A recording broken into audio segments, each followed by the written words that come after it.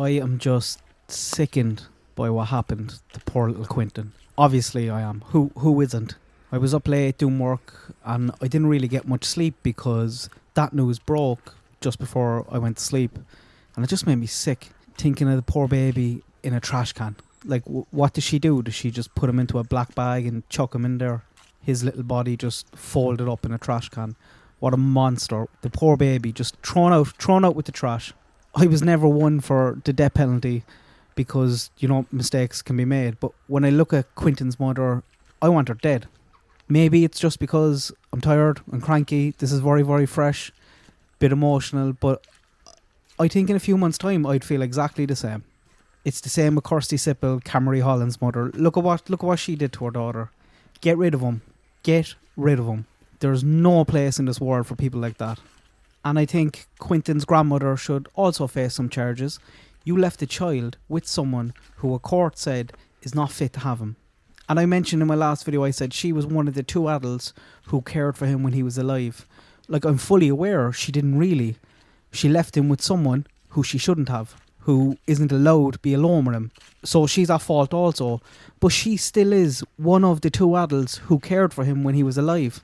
Like, what does that tell you about poor little Quinton? He had no responsible adults in his life.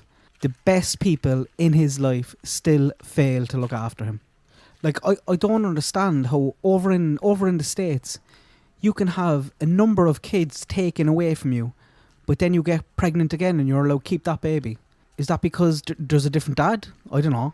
Like, his mother, I didn't even want to say her name, and she's hardly a mother. She's 3 kids from 3 different men. The oldest 2 are taken off her, and she's still allowed to keep and have custody of the baby, the younger one. Like, get the f*** out of here. If you've 2 kids taken off you, you should probably be neutered. The babysitter, yeah, she seemed very genuine and honest, and I do feel a bit bad for her. But at the same time, if you handed a baby to me that had bruises and marks on him, like she said he had, I'm not handing him back. No way. I'll kick up as much fuss as I need to, call the cops, do whatever you want to do. I'm not handing that child back to a place where he got those marks from. It's not going to happen, and it should not have happening here. Other neighbours saying they called it in. Did you though? Did you really? Or did you just think about calling it in? Are you just saying that now? If you did call it in, did you follow up? Like, maybe they made loads of calls, and even if they made just one, what the fuck is Georgia doing? What's the process here? Why is someone allowed to live in the same house as a mother who a court said is not fit to be around him? Is this some sort of loophole that we're all okay with? Or grandmothers adopting kids that have been taken from their daughter to prevent them from being taken away? It's just a joke. The whole thing just makes me sick. I'm just after seeing as well pictures of the landfill, and my God, like, nobody gave a shit about Quinton. Nobody stepped up when it mattered. And words are going to mean nothing now. What actions did you take? What did you do? And are we going to get the whole Casey Anthony accident story cover up here, I wonder, because she can't remember what happened? It's not going to fly because hopefully they'll find little Quinton very fast.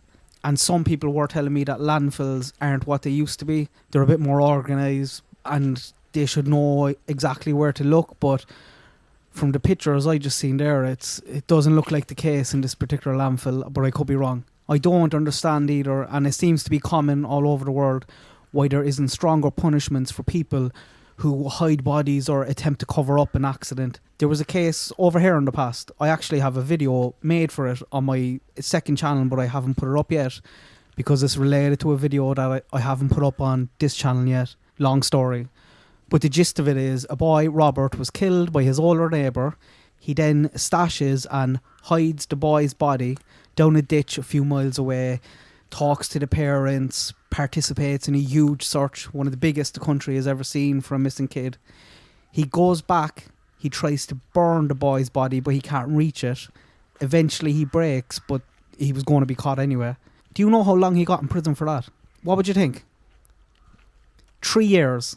That was 16, 17 years ago at this stage, and I'm still fucking fuming over it. What a joke. His actions and what he done after Robert died alone is worth a life sentence. No justice in that.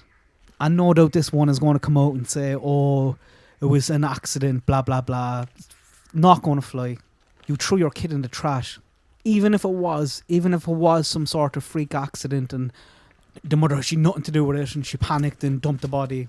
To do that to your baby is just beyond despicable and deplorable. I can't put it into words. Just an evil bitch.